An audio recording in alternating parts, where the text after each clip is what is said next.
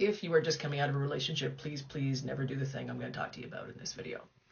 In this video, I'm going to tell you the one thing I advise you never to do if you're just coming out of a relationship, the thing I want you to do instead, and at the end of the video, I'm going to give you 3 resources to help you to get that thing done. Okay, here we go.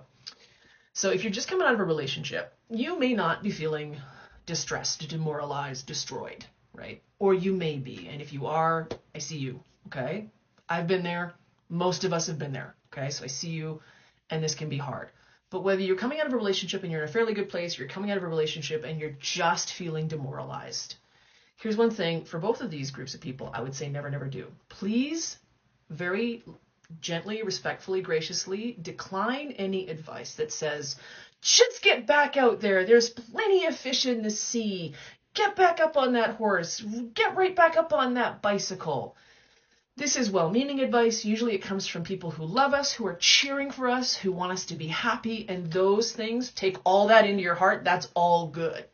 But the advice to jump right back into dating, if you've just come out of a relationship, particularly if it was a longer, committed relationship, this is not actually helpful advice. So instead, what I advise and invite my coaching clients to do is this: resolve to evolve.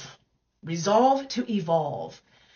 There is a gold mine, potentially, of information, some of which is very obvious to you coming out of a relationship, some of which is somewhat obvious, and some of which actually needs to be excavated after a relationship ends. And this is advice that can absolutely support you to find the trail of breadcrumbs that will lead you home to a relationship that can stand the test of time in the future.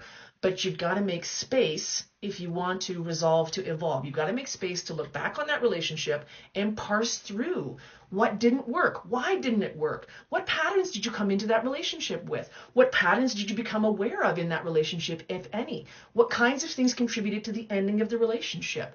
This is information that you need, and you need to know what to do with that information going into your next relationship if you don't just want to keep recreating the same patterns over and over again and thinking that the problem is relationships.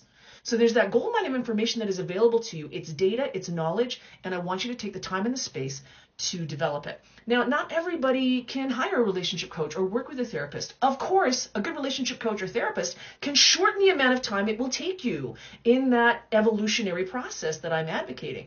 But if you can't do that, here's 3 resources that I recommend to my paying coaching clients, and I love these. Number 1, 7 principles for making marriage work. This doesn't just apply to marriage. Number 2, nonviolent communication, a language for living.